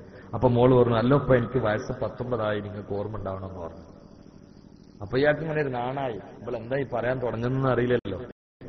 അപ്പോ ഒന്ന് ചെറിയ ചിരിയിലൂടെ സ്വീകരിച്ചിട്ട്, എന്താ നീ പറയുന്നത്? 19 വയസ്സായി ഉപ്പ, എന്റെ സമപ്രായമുള്ള 2-3 പെണ്ണുങ്ങളൊക്കെ കെട്ടിച്ച്, എന്റെ കൂട്ടുകാരികളൊക്കെ കെട്ടിച്ചു. അപ്പൊ എന്റെ കാര്യങ്ങൾ അവിടെ പോയിട്ട് പ്രത്യേകം ഒന്ന് പറയണമെന്നാണ്. അപ്പോഴും വാപ്പ പുറത്തുനിന്ന് അടിച്ചിട്ട് പറഞ്ഞു, അതൊക്കെ വാപ്പനോട് പറയണ മോശമല്ലേ, ഞാൻ അതൊക്കെ ശരിയാക്കൂല സമയത്ത്. അല്ലപ്പ, ഞാൻ മനസ്സിൽ കരുതിയിട്ട് എന്റെ മൊബൈലിൽ ഫോട്ടോ ഉള്ള ചെറുപ്പക്കാരുണ്ട്, അവൻ തന്നെ എനിക്ക് കിട്ടണം, അതിന് നിങ്ങൾ ഹജ്ജ് മുത്തിയിട്ട് ദ്വാർക്കണം. നാളെ ഹജ്ജിന് പോകുന്ന വാപ്പനോട് ഇന്ന് ദ്വാരക്കാൻ പറയാം, എന്റെ മൊബൈലിൽ ഞാൻ കൊണ്ടു നടക്കുന്ന ഒരു ചെറുപ്പക്കാരനുണ്ട്, എന്റെ കൽബിലും അവനുണ്ട്, അവൻ തന്നെ എനിക്ക് പുതിയാപ്പിളായിട്ട് കിട്ടണം, അതിന് നിങ്ങൾ ദ്വാർക്കണം. അതിൽ ഈ വാപ്പ നെഞ്ചിടിച്ചിട്ട് ഇങ്ങനെ നിൽക്കുക, എന്താണ് ഈ പെണ്ണി പറയുന്നത്? ആരാ ഈ പെണ്ണിനെ ഇങ്ങനെ ആക്കി തീർത്തത്? എന്റെ മോളിങ്ങനെ പറയുകയോ? എന്താണിത്? അയാള് സ്വയം ആരോഗ്യം പെടഞ്ഞ് മെനഞ്ഞെടുത്തുകൊണ്ട് ഉള്ള ശേഷി അനുസരിച്ചുകൊണ്ട് പിടിച്ചെന്ന് എന്നിട്ട് പറഞ്ഞു, മോളെ അങ്ങനൊന്നും പറയാൻ മോളെ, ഒക്കെ ഞാൻ ചെയ്യൂലേ, നീ ഇങ്ങനൊക്കെ ഓരോ ആളുകളെ മൊബൈലൊക്കെ വെച്ചിറക്കാൻ പറ്റുമോ? അല്ലപ്പാ, നിങ്ങൾ ഞാൻ എനിക്ക് മൊബൈൽ അതിനല്ലല്ലോ വാങ്ങി തന്നത് എന്നൊക്കെ പറഞ്ഞപ്പോ ഇയാൾക്ക് ഇങ്ങനെ പിന്നെ തലമ്മ കയ്യച്ചിട്ട് ഇയാൾ ഇങ്ങനെ ചിന്തിച്ചു, നാളെ ഹജ്ജിന് പോകുന്ന ആള്. എന്നിട്ട് അയാള് ഒരു ശക്തി സ്വയം സംഭരിച്ചുണ്ടാക്കി. ഇതിപ്പോ ഇന്ന് മൊബൈലേറ്റ് നടക്കുന്ന സകല പെണ്ണുങ്ങളുടെ അവസ്ഥ. എന്റെ മോളും ഏതോ ഒരു നല്ല മനുഷ്യന്റെ തക്കമുള്ള ഒരു ചെറുപ്പക്കാരനെ കണ്ട് ഇഷ്ടപ്പെട്ടപ്പോ ആ ചെറുപ്പക്കാരനെ കിട്ടിയാൽ ഈമാന്റെ പുരോഗതി ചിന്തിച്ചുകൊണ്ട് എന്നോട് ദ്വാർക്കാൻ പറയായിരിക്കും. എന്നാലും നേരത്തെ അവള് സെലക്ട് ചെയ്ത് ശരിയായില്ല എന്നൊരു വിയോജിപ്പ് മനസ്സിലുണ്ടെങ്കിലും അത് പുറത്തേക്ക് കാണിക്കാതെ ഹജ്ജിന് പോണ വാപ്പ സ്വകാര്യമായിട്ട് വിളിച്ചിട്ട് ചോദിച്ചു, മോളെ എനിക്ക് വേണ്ടി ഞാൻ ദ്വാരക്കും, വാപ്പന്നെ നിനക്ക് വേണ്ടി ഒരാളെ കാണുമല്ലോ, നീ നേരത്തെ കാണാൻ പാടില്ലായിരുന്നു, അങ്ങനൊന്നും ചെയ്യരുത് മോളെ എന്ന് പറഞ്ഞപ്പോൾ പറഞ്ഞു, ഒന്നുകിൽ അവനെ ഭർത്താവായി കിട്ടുക അല്ലെങ്കിൽ തൂങ്ങി മരിക്കുക, പിന്നെ അവിടെ അല്ലത്. മൊബൈൽ ഇങ്ങനെ പിടിച്ചിട്ട് പറയാം, ഒന്നുകിൽ ഭർത്താവായി കിട്ടുക അല്ലെങ്കിൽ തൂങ്ങി മരിക്കുക. ഇയാള് നെഞ്ചിടിപ്പോടെ ചോദിച്ചു, ആട്ടെ നീ ഏത് ആചാര്യ മോനെയാണ് എനിക്ക് കരുതിയത്? അല്ലല്ല, ഞാൻ പറങ്കോടന്റെ മോനെ കൃഷ്ണനെയാണ്. ചിന്തിക്കണേ ചിന്തിക്കണേ ചിന്തിക്കണേ ചിന്തിക്കണേ. വിശദമായിട്ട് പറയേണ്ട കാര്യമാണ്, പക്ഷേ ഉള്ളറകളിലേക്ക് ഞാൻ ഇറങ്ങുന്നില്ല. ഗൗരവത്തിലുള്ള ചിന്ത നഷ്ടപ്പെട്ട പൊട്ടന്മാരായി, അന്ധന്മാരായി, കുരുടന്മാരായി, ബധിരരായി നമ്മൾ മാറരുത്. നമ്മുടെ വീട്ടിലേക്ക്, കൊലായിലേക്ക് ഇത് കയറുന്നത് ചിന്തിക്കണേ. അല്ലാഹു സലാമത്താക്കട്ടെ. അതല്ലേ ആദ്യമായിട്ട് സാഹചര്യങ്ങൾക്കെതിരെ ഖുർആന് പടവരുന്നത്. എന്റെ പ്രിയപ്പെട്ട ഉമ്മ, എന്റെ പ്രിയപ്പെട്ട ഉപ്പ, നിന്റെ വീട്ടിലേക്ക് തേങ്ങയിടാൻ വരുന്ന ഏതോ മനുഷ്യൻ വെട്ടിയിട്ട തേങ്ങക്കൊല പെറുക്ക് കൂട്ടാൻ നീ പറഞ്ഞേക്കുന്നത് നിന്റെ 19-കാരിയായ മകളെയല്ലേ? നാണമില്ലേ? നിന്റെ വീട്ടിന്റെ ഗേറ്റിങ്ങിൽ വന്നുകൊണ്ട് മത്സ്യം നിൽക്കാൻ കയറിവരുന്നവന്റെ അരികിലേക്ക് പാത്രവുമായി നീ കടത്തിവിടുന്നത് നിന്റെ ഭാര്യയല്ലേ? ആ സമയത്ത് നീ വീട്ടിന്റെ കൊലായിൽ തീര് കണ്ടുകൊണ്ടിരിക്കുകയല്ലേ? ഇതിൽ ദീനിന്റെ നിയമമെന്താ? എല്ലാം പറഞ്ഞു പോയാൽ കുറെ ആളുകൾക്ക് ഇഷ്ടപ്പെടില്ല എന്ന് എനിക്കറിയാം. പക്ഷെ എല്ലാവരും ഇഷ്ടപ്പെടുത്തിയിട്ടുള്ള വാളിന്റെ അടുത്ത് പ്രദേശം ചെയ്യും. നമ്മളെ വീടിന്റെ ഗേറ്റിങ്ങിൽ ഒരാൾ വന്നിട്ട് കിണികിണിന്ന് പറയാം, നീ വാങ്ങിക്കോ, പക്ഷെ നീ എന്തിനാ നിന്റെ ഭാര്യന്റെ അടുത്ത് പാത്രം കൊടുത്ത് വിടുന്നത്? എന്തിനാ? എത്ര സ്ഥലത്ത് അങ്ങനെ ചാടി പോയിട്ടുണ്ട്. ഇവിടെ അയിലെങ്ങനെ പിടിച്ചിട്ട് ഇത് നല്ല അയിലല്ലേന്ന് വെച്ചാൽ അത് ഇതുവരെ കാണാത്തൊരു അയിലാണെന്ന് നിന്റെ പെമ്പറന്നോള് പറയണത്. അതിന് എത്ര അർത്ഥങ്ങളുണ്ട്? നീ കരുതി അത് അയില നല്ലതാണെന്നാണ് ആ പറയുന്നത്. നിങ്ങളിതൊന്നൊരു വിഷയാക്കൂല. പക്ഷെ ഞാൻ പലപ്പോഴും ഞെട്ടിയിട്ട് കാണുന്ന ആളാണ്. ഭർത്താക്കന്മാർ മൊത്തം ആരോഗ്യമുള്ള ആളുകൾ കൊലായിരുന്നിട്ട് പേപ്പർ വായിക്കുക, അല്ലെങ്കിൽ TV ആണ്. പെണ്ണുങ്ങൾ മൊത്തം ഒരു മീൻ കച്ചവടക്കാരൻ കണ്ട് വന്നാല് അവന്റെ കൊട്ടന്റെ ചുറ്റുഭാഗത്തും ഹജറുൽ അസ്വദ് മുത്താനുള്ള തിരക്കൊന്നുമല്ല. എല്ലാരും കൂടി അതിൽ ചിലവരെ വയറ് കാണുന്ന, ചിലവരിങ്ങനെ നിൽക്കണണ്ട തമിഴോര് സൈഡാക്കി നിർത്തില്ല, ചിലവരെ വയറ് മൊത്തം പുറത്ത്, ചിലവരെ പലതും പുറത്ത്. എന്നിട്ട് അവരമ്മിൽ കുറെ ഡയലോഗ്സ്. ചിന്തിക്കണേ ചിന്തിക്കണേ, ഞാൻ ഈ പറയുന്നത് മത്സ്യം വിൽക്കുന്ന ആളുകളെ കുറിച്ചല്ല. അവർക്ക് കച്ചവടമാ വേണ്ടത്. അവർ ഔലിയാക്കളല്ല, അതുകൊണ്ട് അവർ വരുന്ന ആളുകൾക്ക് മീൻ കൊടുക്കും. ഞാൻ അവരെ കുറ്റം പറയുകയില്ല. പക്ഷേ അന്യ മനുഷ്യന്റെ കണ്ണിന്റെ മുമ്പിലേക്ക് എന്റെ യുവതിയായ ഭാര്യയെ പച്ചമാംസം പോലെ നോക്കാനും കൊതിക്കാനും തൊടാനും പറയാനും വെച്ചുകൊടുക്കാൻ നാണം നഷ്ടപ്പെട്ട ഭർത്താവ് ഒരൽപ്പമെങ്കിലും ഈമാന് ബാക്കിയുണ്ടെങ്കിൽ ചിന്തിക്കണേ ചിന്തിക്കണേ. നിന്റെ വീട്ടിൽ തേങ്ങയിടാൻ വരുന്ന ഹിന്ദു സഹോദരൻ, അവൻ തേങ്ങ വെട്ടട്ടെ, ഇളനീര് വെട്ടട്ടെ, ഓല വെട്ടട്ടെ, എന്താ നിനക്കും നിന്റെ ആൺകുട്ടികൾക്കും പോയി പൊറുക്കി കൂട്ടിയാലെന്താ? അല്ലെങ്കിൽ നിന്റെ വണ്ടി തുടക്കുന്ന സർവന്റെ അവിടെയില്ലേ? അല്ലെങ്കിൽ നിനക്കതിനു വേണ്ടി ഒരു 200 രൂപ കൊടുത്ത് തേങ്ങ പൊറുക്കി കൂട്ടാൻ ഒരാളെ സംഘടിപ്പിച്ചുകൂടെ? നിന്റെ വീട്ടിൽ വെട്ടിയിട്ട തേങ്ങയും മോളയും അവന്റെ മുമ്പിൽ അവൻ കയറുന്ന ഓരോ തെങ്ങിന്റെ ചുവട്ടിലും പോയി വെട്ടിയിട്ട ഇളനീരും തേങ്ങയും പൊറുക്കാൻ സുന്ദരിയും സുശീലയുമായ മാർഗള സൗന്ദര്യം, മാർഗള ഭാഗങ്ങൾ പുറത്ത് പ്രദർശിപ്പിക്കുന്ന എന്റെ മകളെയും ഭാര്യയെയും എന്തിനാണ് പറഞ്ഞേക്കുന്നത്? ചിന്തിക്കണേ ചിന്തിക്കണേ.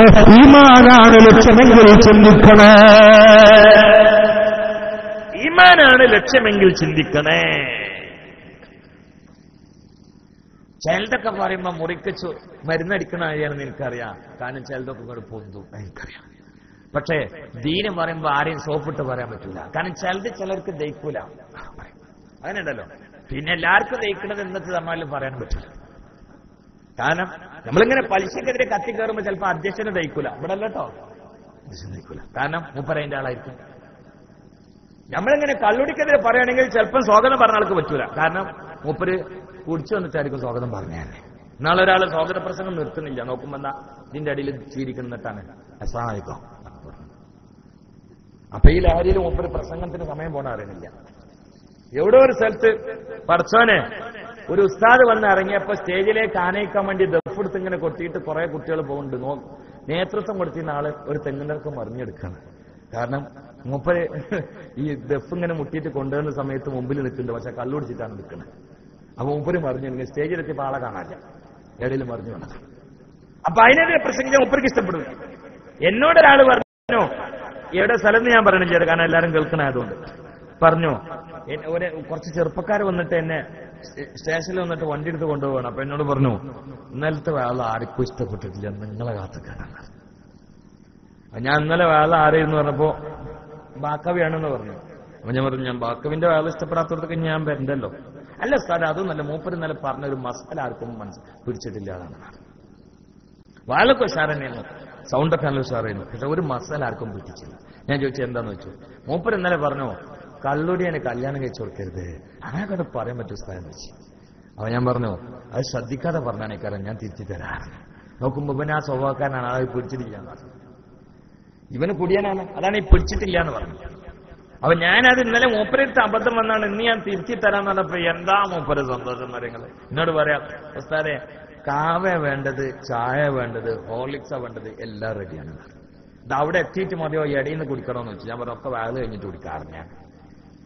അപ്പൊ ഞാൻ തിരുത്താൻ പോകണല്ലോ, മൂപ്പരെന്റെ മുമ്പിൽ തന്നെ ഇങ്ങനെ ഇരിക്കേണ്ട തൊള്ളാട്ടിയാണ്, കാരണം തിരുത്തനാണ് കേൾക്കേണ്ടത്. ഞാൻ എന്റെ വാതിലിന്റെ തുടക്കത്തിൽ പറഞ്ഞു, ഇന്നലെ ബഹുമാനപ്പെട്ട വാക്കോ ഈ കള്ളുടിയെ കല്യാണം കഴിച്ചു കൊടുക്കരുതെന്ന് പറഞ്ഞെന്ന് ആരോ പറഞ്ഞിട്ടു. അത് അയാൾ ഒരു ഹദീസിന്റെ പകുതിയെ പറഞ്ഞിട്ടുള്ളൂ, കുറച്ചും കൂടി ഉണ്ടായിരുന്നു. അതിലിവനിങ്ങനെ ഇത് കൈക്ക പൊടിച്ചതിനേക്കാളും വലുതല്ല മടയിലുള്ളത്. ഞാൻ പറഞ്ഞു, അത് ബാക്കവിന്റെ അഭിപ്രായമല്ല. മനുഷ്യരിബൽ ഖംറ ഫലാ തുസവ്വിജൂ വഇമ്മരില ഫലാ തഊദൂ. നബിയുനാ മുഹമ്മദ് മുസ്തഫ കല്ലുകൊടിയാണ് കല്യാണം കഴിച്ചു കൊടുക്കല്ല, അവന് രോഗിയായാൽ സന്ദർശിക്കല്ല. നബിയുനാ മുഹമ്മദ് മുസ്തഫ. കല്ലുടിയാണ് കല്യാണം കഴിച്ചു കൊടുക്കാന്ന് മാത്രമല്ല, രോഗിയായി കിടക്കുമ്പോ അടുത്തേക്ക് പോയി നോക്കരുത്. ഇത് മാറ്റുന്നില്ലെങ്കിൽ, ഇത് രോഗം മാറി ഇഞ്ഞും കുടിക്കുന്നുണ്ടെങ്കിൽ തോപ ചെയ്ത് മറിഞ്ഞാണെങ്കിൽ പോണട്ടോ, അത് വേറെ, കെട്ടിച്ചു കൊടുക്കും വേണം. കള്ളുകൂടിയാണ് കല്യാണം കഴിച്ചു കൊടുക്കുക അള്ളാന്റെ ഹബീബ് പറഞ്ഞാണ്. എടാ നീ എന്താ ചിന്തിക്കാത്തത്? നീ കള്ളു കുടിച്ചിട്ട് കലങ്ങിയ കണ്ണുമായി വെട്ട ശരീരവുമായി പാട്ടുപാടിയടാ പാതിരാവിന്റെ വീട്ടില് നിന്റെ വീടിന്റെ മണിയറയിലേക്ക് കയറി വരുമ്പോ ഇത് പരിചയമില്ലാത്ത 18കാരിയായ ഒരു പെൺകുട്ടി കള്ളു കുടിച്ച് ചുവന്ന കണ്ണുള്ള വൃത്തികെട്ട ചുണ്ടുള്ള നിന്നെ സ്വീകരിക്കാൻ സഹിക്കുന്ന പാട്, അവൾ അനുഭവിക്കുന്ന കട്ടപ്പാടെത്തിയെടുക്കാൻ നിനക്ക് മനുഷ്യത്വം വരച്ചിട്ടില്ലെങ്കിൽ ഒന്ന് ചിന്തിക്കണേ ചെറുപ്പക്കാരാ.